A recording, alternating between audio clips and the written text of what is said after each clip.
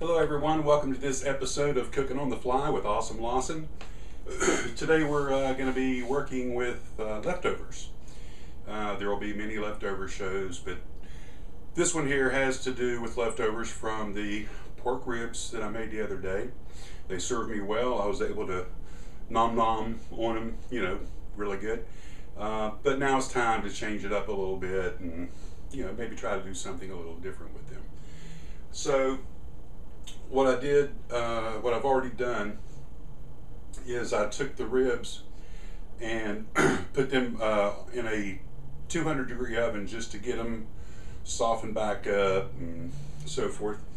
And then I took and I pulled all the meat off the bone and took the fat out. So this is all pretty much premium, tasty pork rib meat that was so tender and good from the last episode in this bag. And we're going to do something different with it. What, you might ask? Well, I'm going to tell you. That's why we're here. I took as I separated it out and had the meat in one pile, I took the fat and the bone into another pile and put that into a pot of water and boiled it for maybe an hour. I want to make a broth. Okay, you see where this is going, right? So now I need to get the all the pieces that are used up, going to throw away, out. And so I have a glass bowl here and a strainer from back in the day, and I'm just going to set that down in here. I'm going to try not to make too much of a mess, but I'm going to pour this into this strainer. It's still pretty warm. Let all those big pieces come out.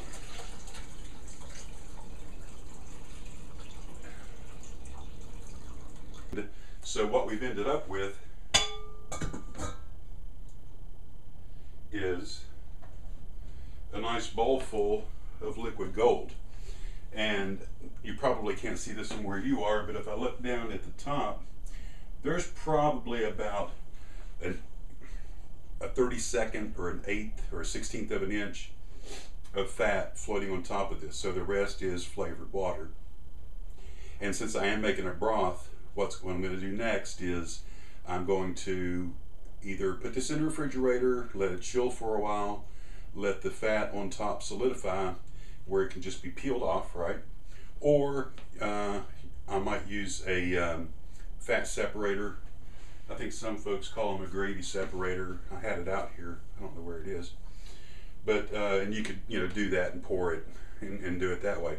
But no matter, in any case, since I'm making kind of like a soup, broth, meat mixture, and I'm going to add some vegetables to it, I just don't want that fat in there, so that when you take a spoonful and you got that fat on your lips, not good eats, as Alton Brown would say. So that's going to be the next step. All right, so I thought about my options and I decided to go with the fat separator or gravy separator. And if the light is right, you'll see, again, we have just a little thin film of fat right here at the top. And that's what I don't want. I mean, I just don't want it. If you want it, you can go ahead and put it in there, but you can kind of see stuff floating on top there. And down at the bottom, it's fairly dark. This is where the solids are sinking down to the bottom.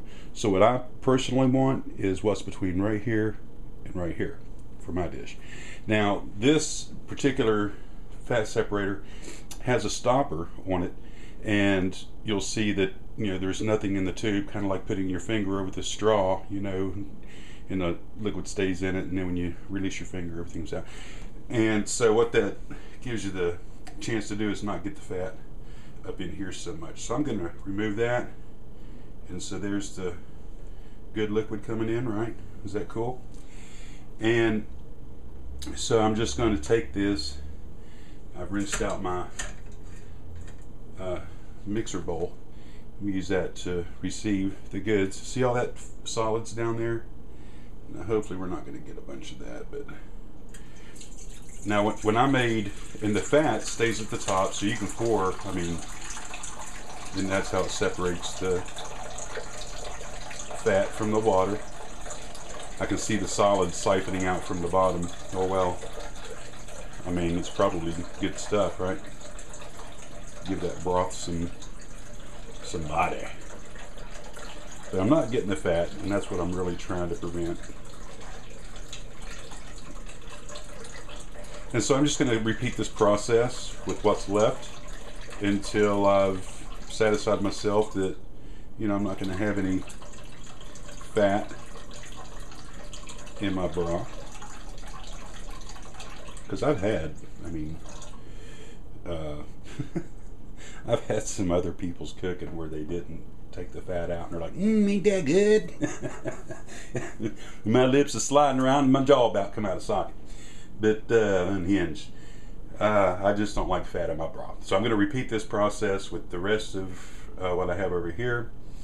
I'm probably not going to strain it, but anyway, so that's what I'm going to do, and that's this process.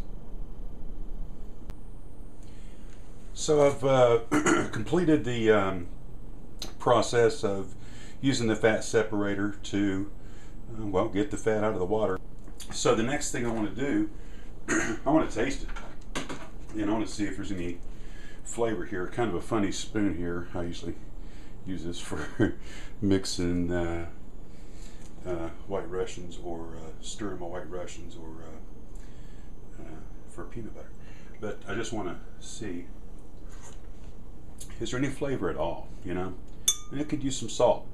So seasoning it in layers, you know, you want everything to have seasoning. Don't depend on, you know, this meat here to season the water. You know, it's going to take away from the meat. So I'm going to actually at some point, I don't know, I'm cooking on the fly, heat this up, and I'm going to add some, you know, some salt and possibly some pepper or something like that.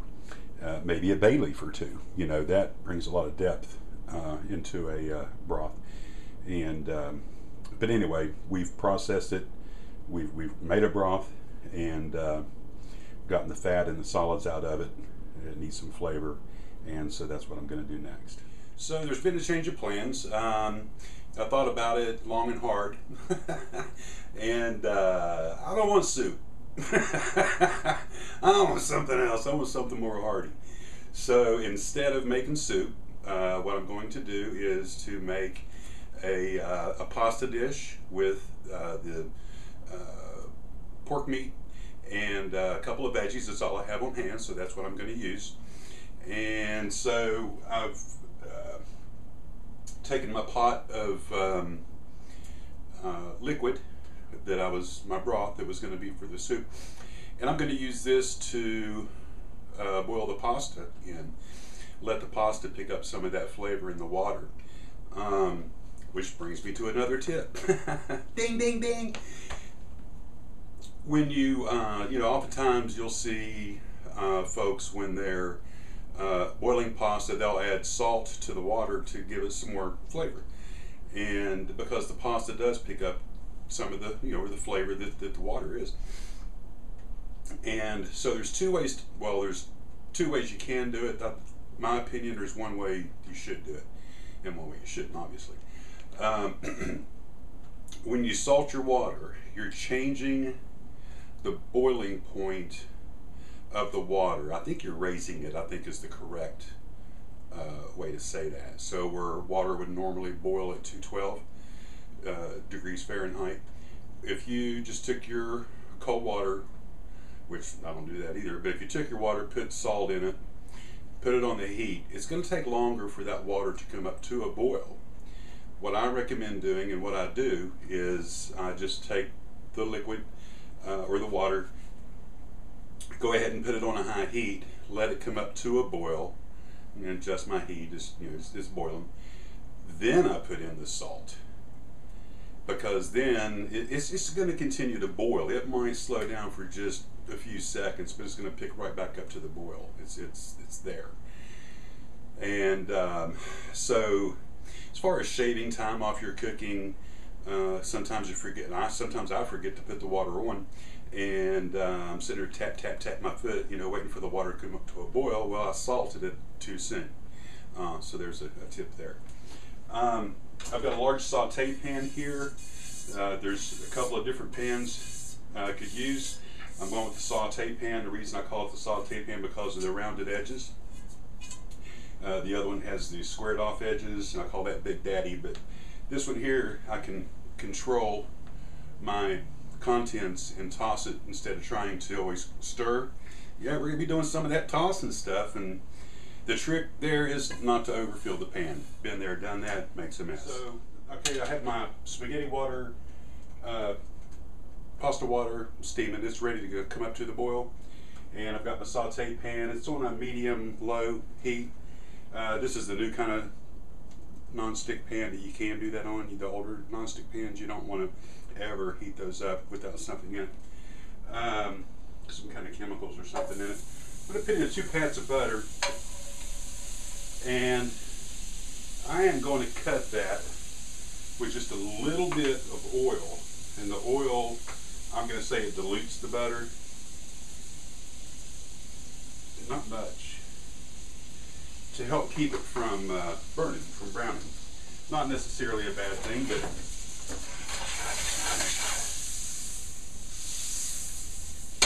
it's not what I'm looking for. Brown butter isn't what I'm looking for. I'm not going to clarify the butter. We're just going to go with it. Alright, so in goes, the only vegetables that I really have is onion and celery, and I have some garlic, which you don't want to put that in too soon, you'll burn it. So we get the onion and celery in there. And then we're going to toss the coat and get that butter spread around on those. And like I said, we're going to saute our vegetables. Decent sized chunks, something from the party we can get, or make us feel like we're eating something good. While that sautés, I'm going to do the rough chop on the pork. So we have the veggies sauteing. I'm getting the water back up to the boil. The pasta, which I'm using linguine. I hardly ever use spaghetti. It's just too small for me. I want but I don't want fettuccine either. It's too much. This is getting a little dry in here. I could have covered that, but I am trying to brown it a little bit. I'm not trying to steam it, so I'm leaving the lid off. So I'm going to add just some more butter there in the middle and kind of keep that moist in there so it doesn't start burning. I love my garlic.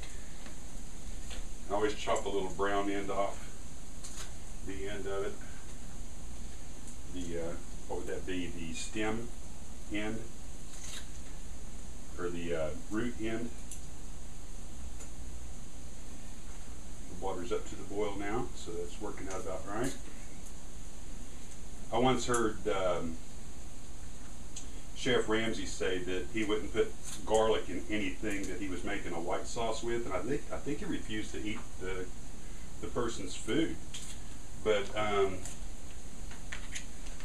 and not that I'm going to make a white sauce, but when you're cooking on the fly, you just never really know how some of this stuff's going to turn out until you're done.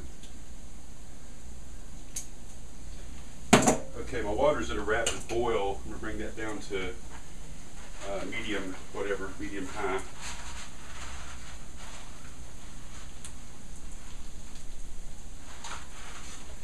This is always a fun part for me. I saw this on the, the Olive Garden commercials when they put the pasta in. They got that camera shot overhead and they go,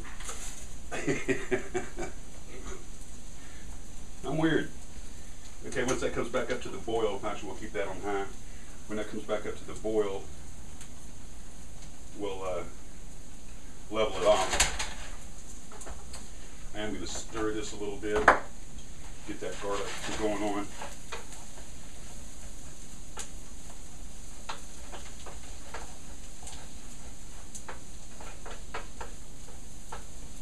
Okay. So got some onion flavor, got some celery flavor, got some garlic flavor. What we don't have, salt and pepper. About a tablespoon of salt. And on the pasta, I like to take a tong. It's the only thing I use these for. Keep that spaghetti spread apart, get it down in there so it doesn't, you know, clump and stick together. You all know what I'm talking about. So I do like to play it with the tongs. The tongs come as part of a grill kit, and if you're stabbing your meat when you grill, that's another episode.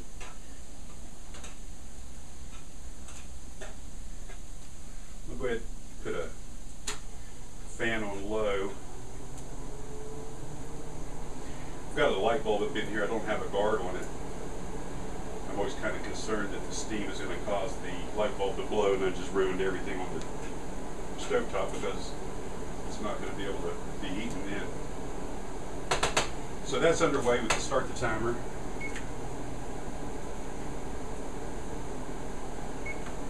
Alright. Get a little dry over here again. Say I had a couple of pats of butter on the standby. Keep that,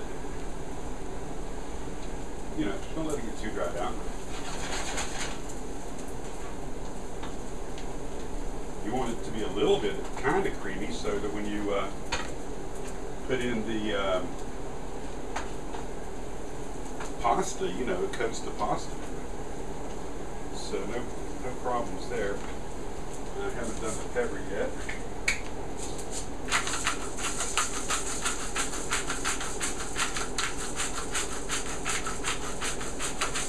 I got this a little bit too fine.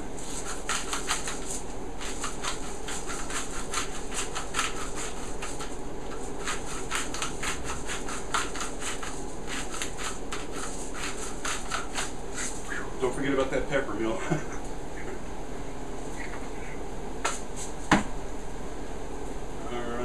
Check our pasta one more time to make sure it's not sticking together. It's fine.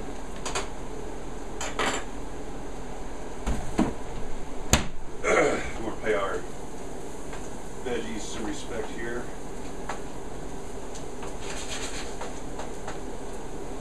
And I could conceivably just take this off of the heat now and just wait on the pasta. But I think I'm going to add more butter.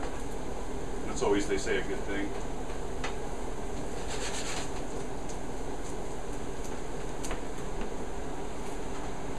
Keep it. Oh, I'm gonna get the meat in there too. All right, so I'm gonna add one more pat of butter. I'm gonna get my roughly chopped pork in. Let that start heating up. And actually, I didn't use all of this. I still have some left, which is another opportunity for some more leftovers. So I'm actually going to get, look at that, I'm going to get 3 uses out of that family pack of pork. I have the original, you know, grab it and grab like Fred Flintstone. I've got a nice pasta dish coming together here. And I love a burrito. And I'll probably take the rest of it, chop it up a little finer. Might actually have to make a little store run to get some ingredients for that. I've got some cheese, but I mean, you do have to make store runs. Eventually you run out of everything, right?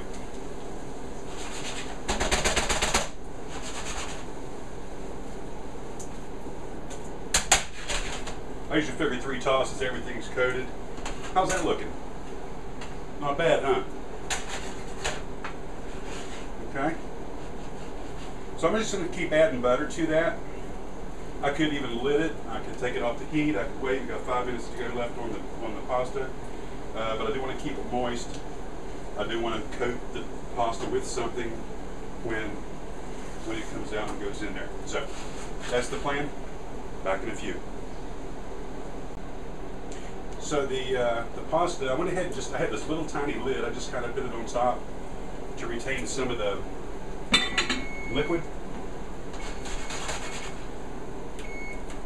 Time is up on the pasta.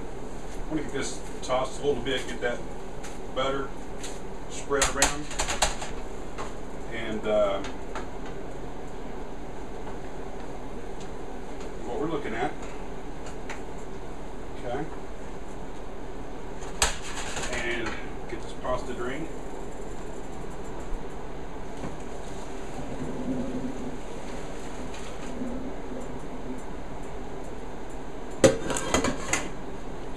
Shake the water off. Steamy, steamy. Let's get it in here. Okay. A couple ways to go with this. I don't mind using tongs at all. Grab it, kind of get that thing going on. Start mixing it up. Or, if you really like to toss, almost lost it there. You can go that route. Kind of expedite things a little bit. So there you go. We got a nice, hearty pasta dish with meat and veggie, seasoned. If I had some shredded cheese, I would add that. If I had a little bit of half and half or cream, I would add that. And but I don't, so I'm not. And we can kill the heat. Nice, hot. This is a kind of a dish where I can eat on this for a couple of days. By tomorrow evening, this will be gone. But look at what we've done with that $11 or $12 we spent on the pork ribs. We've had a nice hearty picnic type, eat with your hands kind of a thing. We now have another dish that we can eat on for a couple of days. And we're going to end up with some burritos or something, maybe dice it up even smaller, put it in our eggs, and make some omelets with it. That'd be cool. Nice, meaty, hearty omelets. Okay? So this is Cooking on the Fly, and I'm your host, Awesome Lawson. Thank you for watching. Be sure to comment. Let me know what you think.